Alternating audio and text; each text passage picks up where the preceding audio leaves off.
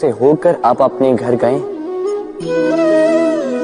पादुका पहनने के कारण आप उस कीचड़ से तो बच जाते, किंतु इन पादुकाओं द्वारा उड़ने वाली कीचड़ की बूंदें आपके वस्त्रों को मैला कर ही देती। किंतु फिर भी उन बूंदों से आपके वस्त्र मैले हो जाएंगे, इस कारण से आप पादुका पहनना तो नहीं छोड़ते। इसी प्रकार जीवन में कुछ ऐसे लोग भी आते हैं पादुका की भांति, जो आपको कीचड़ से तो बचा लेते हैं, किंतु वस्त्र रूपी आपके मन पर शंका के दाग लगा ही जाते हैं। इन लोगों के कारण से मन को खिन्न करने की आवश्यकता नहीं है। आवश्यक है ये सोचना कि आपको आपके पांव कीचड़ से बचाने या आपके वस्त्र।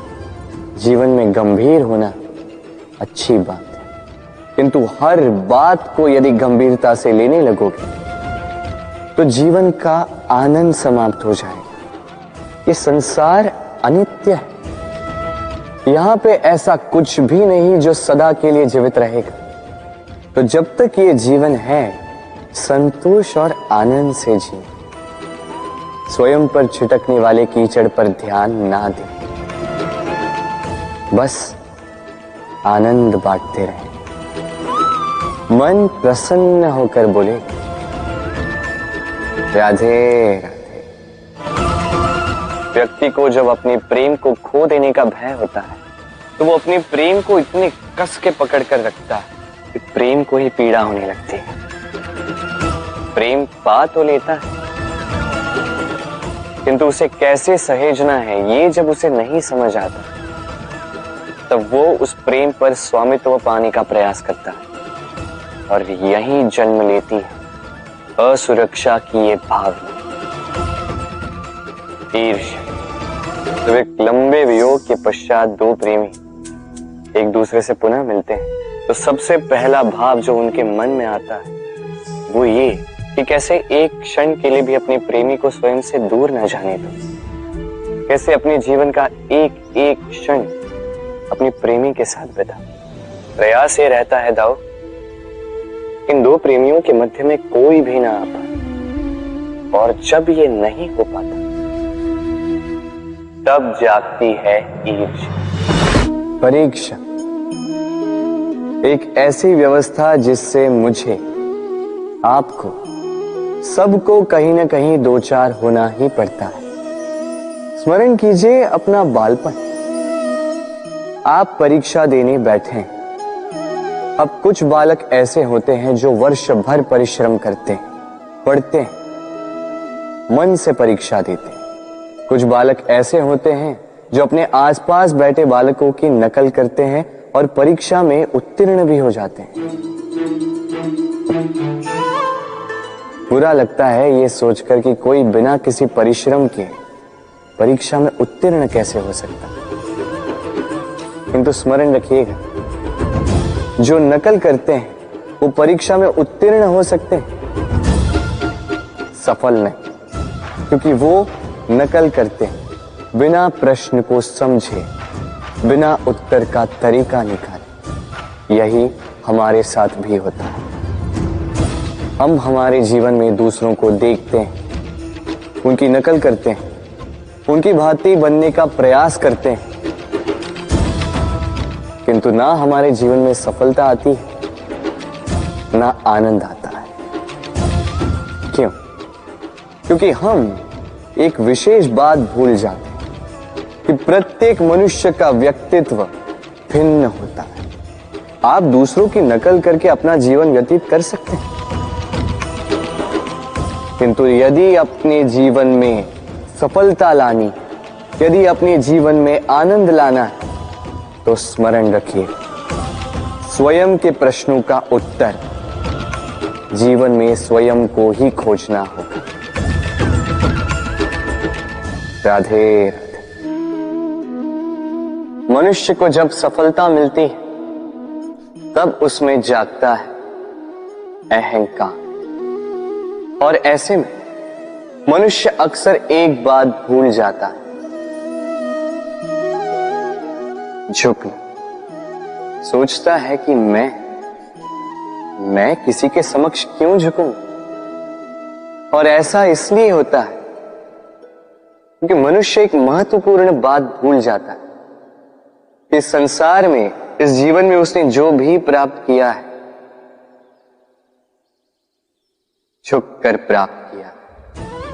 बालपन में चलना सीखा तो इस धरा पर झुककर, गिरकर। बड़ों का आशीष लिया तो झुककर।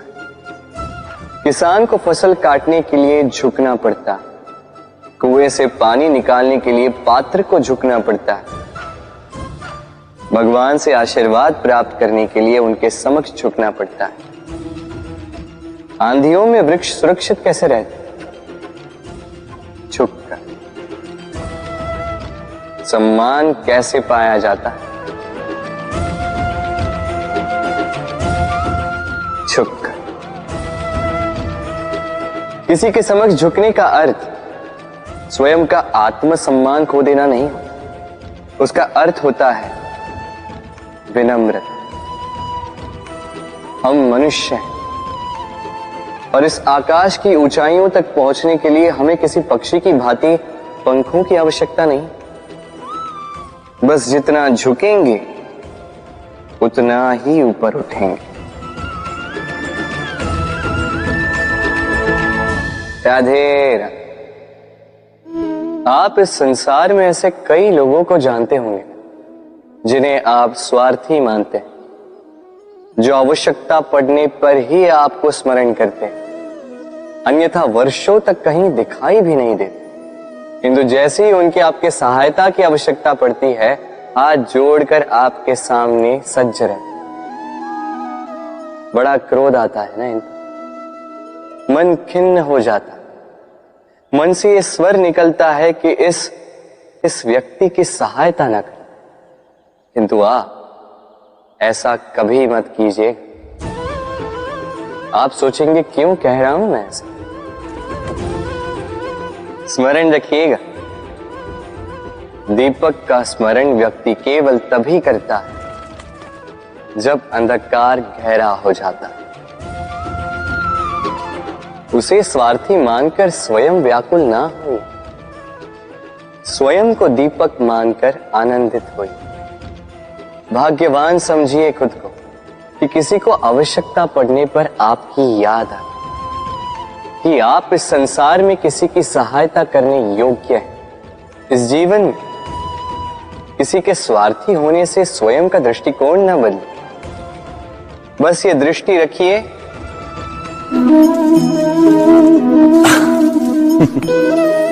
मनुष्य के सारे संबंधों का आधार है अपेक्षा। पति कैसा हो जो मेरा जीवन सुख और सुविधा से भर दे, पत्नी कैसी हो जो सदैव मेरे प्रति समर्पित रहे, संतान कैसी हो जो मेरी सेवा करे, मेरा आदेश माने।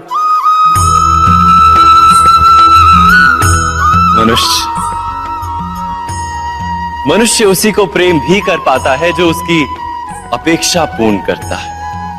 और अपेक्षा की तो नियति है भंग होना। कैसे? क्योंकि अपेक्षा मनुष्य के मस्तिष्क में जन्म लेती है। कोई अन्य व्यक्ति उसकी अपेक्षाओं के बारे में जान ही नहीं पाता। पूर्ण करने की प्रामाणिक इच्छा हो तब भी कोई मनुष्य किसी की अपेक्षाओं को पूर्ण नहीं कर पाता। और वहां से जन्म लेता है संघर्ष। सारे संबंध संघर्ष में परिवर्तित हो जाते।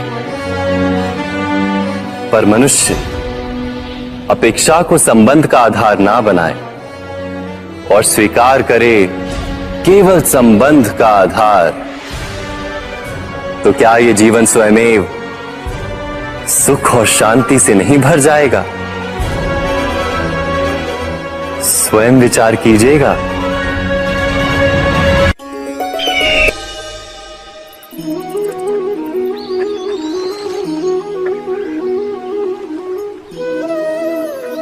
समय के आरंभ से ही मनुष्य को एक प्रश्न सदा पीड़ा देता है कि वो अपने संबंधों में अधिकतम सुख और कम से कम दुख किस प्रकार प्राप्त कर सकता है? क्या आपके सारे संबंधों ने आपको संपूर्ण संतोष दिया है? विचार कीजिए। हमारा जीवन संबंधों पर आधारित है, हमारी सुरक्षा संबंधों पर आधारित है। इसी कारण हमारे जीवन के सारे सुखों का आधार भी संबंध है। किंतु फिर भी हमें संबंधों में ही अधिकतर दुख क्यों प्राप्त होते हैं? सदा ही संघर्ष भी संबंधों से ही उत्पन्न क्यों हो जाते हैं? कभी विचार किया है? जब कोई व्यक्ति किसी अन्य व्यक्ति के विचार अथवा कार्य को स्वीकार नहीं करता, उसमें परिवर्तन करने का प्रयत्न करता है, तो संघर्ष जन्म लेता है। अर्थात जितना अधिक अस्वीकार उतना ही अधिक संघर्ष, और जितना अधिक स्वीकार उतना ही अधिक सुख। क्या ये वास्तविकता नहीं? यदि मनुष्य स्वयं अपनी अपेक्षाओं पर अंकुश रखे, अपने विचारों को परखे, किसी अन्य व्यक्ति में परिवर्तन करने का प्रयत्न ना कर स्वयं अपने भीतर परिवर्तन करने का प्रयास करे, तो क्या संबंधों में संतोष प्राप्त करना इतना कठिन? अर्थात क्या स्वीकार ही संबंध का वास्तविक अर्थ नहीं?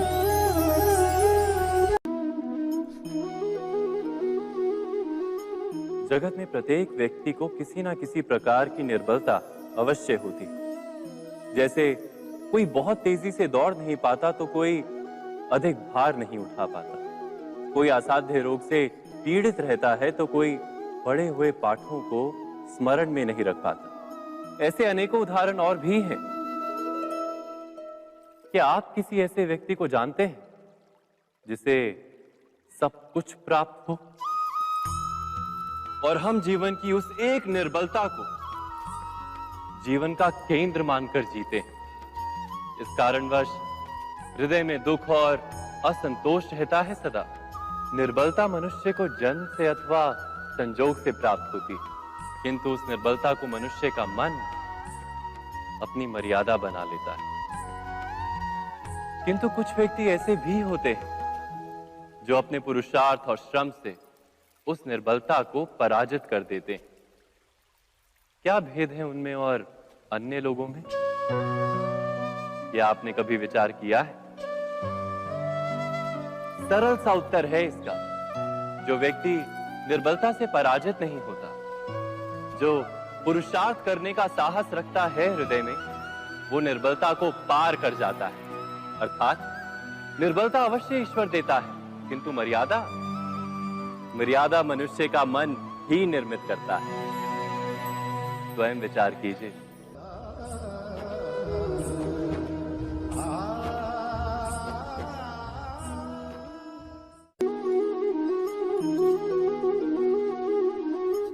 भविष्य का दूसरा नाम है संघर्ष। हृदय में आज इच्छा होती है और यदि पूर्ण नहीं हो पाती तो हृदय भविष्य की योजना बनाता है। भविष्य में इच्छा पूर्ण होगी ऐसी कल्पना करता रहता है, किंतु जीवन ना तो भविष्य में है ना अतीत में। जीवन तो इस क्षण का नाम है, अर्थात इस क्षण का अनुभव ही जीवन का अनुभव है। पर हम ये जानते हुए भी इतना सा सत्य समझ नहीं पाते।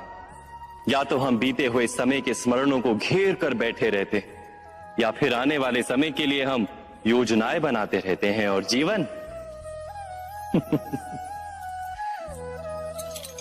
जीवन बीत जाता है। एक सत्य यदि हम हृदय में उतार लें कि ना हम भविष्य देख सकते हैं, ना ही भविष्य निर्मित कर सकते हैं, हम तो केवल धैर्य और साहस के साथ भविष्य को आलिंगन दे सकते हैं, स्वागत कर सकते हैं भविष्य का। तो क्या जीवन का हर पल जीवन से नहीं भर जाएगा? स्वयं विचार कीजिए।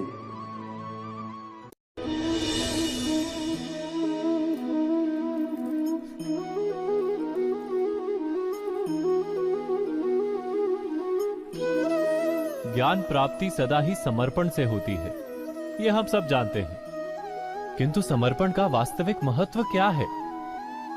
क्या हमने कभी विचार किया? मनुष्य का मन सदा ही ज्ञान प्राप्ति में विभिन्न बाधाओं को उत्पन्न करता है। कभी किसी अन्य विद्यार्थी से ईर्ष्या हो जाती है, कभी पढ़ाए हुए पाठों पर संदेह जन्मता है और कभी गुरु द्वारा दिया गया दंड मन को अहंकार से भर देता है। नहीं, क्या ऐसा नहीं होता? न जाने कैसे कैसे विचार मन को भटकाते हैं और मन की इसी अयोग्य स्थिति के कारण हम ज्ञान प्राप्त नहीं कर पाते। मन की योग्य स्थिति केवल समर्पण से निर्मित होती है। समर्पण मनुष्य के अहंकार का नाश करता है, ईर्ष्या, महत्वाकांक्षा आदि भावनाओं को दूर कर हृदय को शांत करता है और मन को एकाग्र करता है। वास्तव में ईश्वर की सृष्टि में ना ज्ञान की मर्यादा है, ना ज्ञानियों की। गुरु दत्तात्रेय ने तो गाय और श्वान से भी ज्ञान प्राप्त कर लिया था। अर्थात विषय ब्रह्म ज्ञान का हो या जीवन के ज्ञान का या गुरुकुल में प्राप्त होने वाले ज्ञान का, उसकी प्राप्ति के लिए गुरु से अधिक महत्व है उस गुरु के प्रति हमारा समर्पण। क्या ये सत्य नहीं?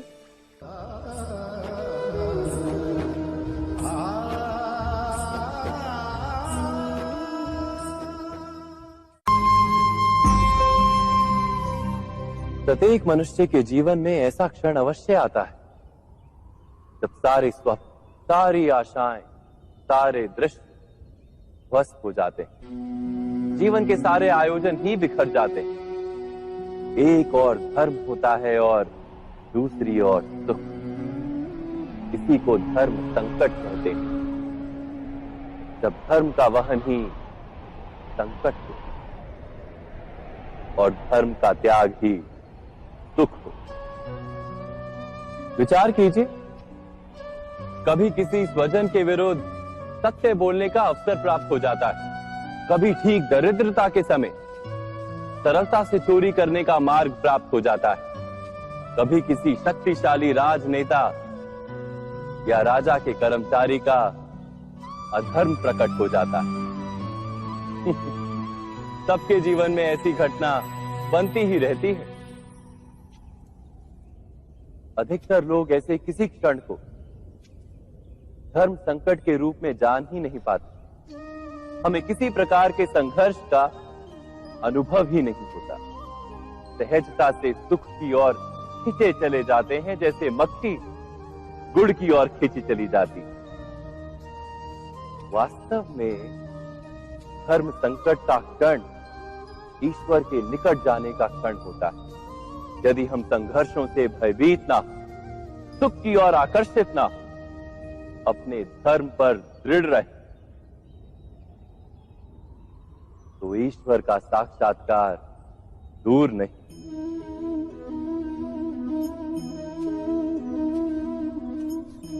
पवन से युद्ध करने वाला पत्ता यदि पेड़ से गिरता है तो भी आकाश की ओर उठता है। पवन से झुकने वाली घास वहीं भूमि पर रह जाती है। अर्थात धर्म संकट से यदि हम संकट को ही टाल दें तो सुख तो मिलता है, जीवन बढ़ता है, किंतु क्या चरित्र नहीं टूटता?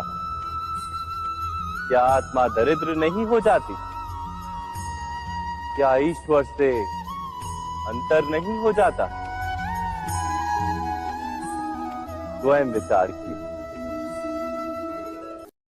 दो व्यक्ति जब निकट आते हैं तो एक दूसरे के लिए सीमाएं और मर्यादाएं निर्मित करने का प्रयत्न अवश्य करते हैं। हम यदि सारे संबंधों पर विचार करें तो देखेंगे कि इन सारे संबंधों का आधार यही सीमाएं हैं जो हम दूसरों के लिए निर्मित करते हैं। और यदि अनजाने में भी कोई अन्य व्यक्ति इन सीमाओं को तोड़ता है तो उसी क्षण हमारा हृदय क्रोध से भर जाता है।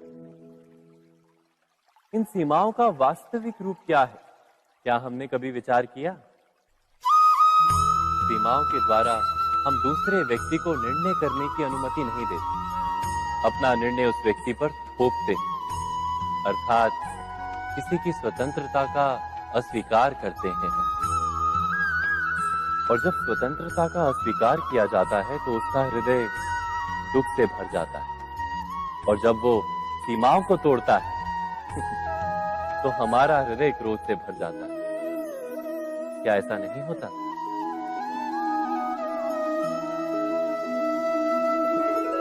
पर यदि एक दूसरे की स्वतंत्रता का सम्मान किया जाए तो किसी मर्यादाओं या सीमाओं की आवश्यकता ही नहीं होती। अर्थात जिस प्रकार स्वीकार किसी संबंध का देह है, क्या वैसे ही स्वतंत्रता किसी संबंध की आत्मा नहीं? स्वयं विचार कीजिए। सबके जीवन में ऐसा प्रसंग अवश्य आता है कि सत्य कहने का निश्चय होता है हृदय में, किंतु मुख से सत्य निकल नहीं पाता। कोई भय मन को घेर लेता है। किसी घटना अथवा प्रसंग के बारे में बात करना या फिर स्वयं से कोई भूल हो जाए उसके बारे में कुछ बोलना, क्या ये सत्य है? नहीं, ये तो केवल तथ्य है। अर्थात जैसा हुआ था वैसा केवल बोल देना सामान्य सी बात।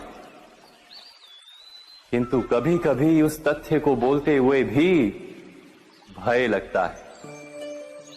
कदाचित किसी दूसरे की भावनाओं का विचार आता है मन, दूसरे को दुख होगा ये भय भी शब्दों को रोकता है। तो ये सत्य क्या है? क्या हमने कभी विचार किया है? जब भय रहते हुए भी कोई तथ्य बोलता है तो वो सत्य कहलाता है। वास्तव में सत्य कुछ और नहीं, केवल निर्भयता का दूसरा नाम है।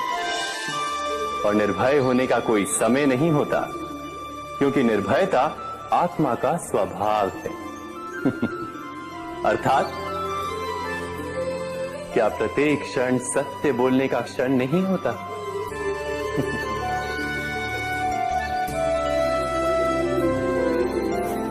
स्वयं विचार कीजिए।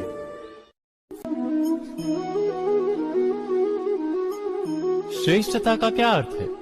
श्रेष्ठता का अर्थ है दूसरों से अधिक ज्ञान प्राप्त करना। अर्थात मूल्य इस बात का नहीं कि स्वयं कितना ज्ञान प्राप्त किया, मूल्य इस बात का है कि प्राप्त किया हुआ ज्ञान अन्य लोगों से कितना अधिक है।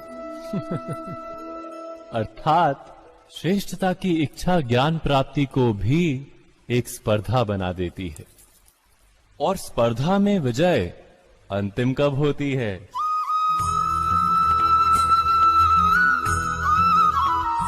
कुछ समय के लिए तो श्रेष्ठ बना जा सकता है, किंतु सदा के लिए कोई श्रेष्ठ नहीं रह पाता। फिर वही असंतोष, पीड़ा और संघर्ष जन्म लेता है। किंतु श्रेष्ठ बनने के बदले यदि उत्तम बनने का प्रयत्न करें तो क्या होगा? उत्तम का अर्थ है कि जितना प्राप्त करने योग्य है वो सब प्राप्त करना, किसी से अधिक पाने की इच्छा से नहीं, मात्र आत्मा की तृप्ति हेतु कुछ प्राप्त करना। उत्तम के मार्ग पर किसी अन्य से स्पर्धा नहीं होती, स्वयं अपने आप से स्पर्धा होती है। अर्थात उत्तम बनने का प्रयत्न करने वाले को देर अबेर सारा ज्ञान प्राप्त हो जाता है, बिना प्रयत्न के ही वो श्रेष्ठ बन जाता है। किंतु जो श्रेष्ठ बनने का प्रयत्न करता है वो श्रेष्ठ बने या ना बने, उत्तम कभी नहीं बन पाता।